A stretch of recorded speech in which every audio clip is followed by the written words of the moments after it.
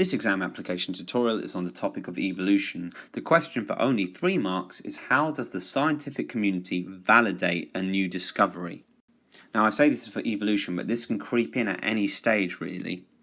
And the answers are always the same. 3 things to remember. So describe 3 ways in which scientists share ideas. So the first thing scientists can do is they can have their work peer reviewed to validate their findings. In other words, this is where other scientists will check the report or the study and they'll confirm whether they agree with it or not. If they agree with it, then they've validated it. They've said, yes, this study has significance. The results mean something. We support this idea. Secondly, they can publish their work in scientific journals so others can repeat the study to increase the reliability of the study. So scientists will publish their method for other scientists to repeat, and if they find they get the same results, then your results become more reliable. Remember, repeats increase reliability of a study.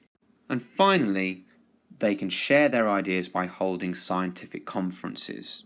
This is when scientists will basically take the stage and present their findings to an audience of scientists who will discuss, criticize, and basically decide whether they agree or not. These are the 3 tools. It's all you have to remember: peer review, publishing in scientific journals, and scientific conferences.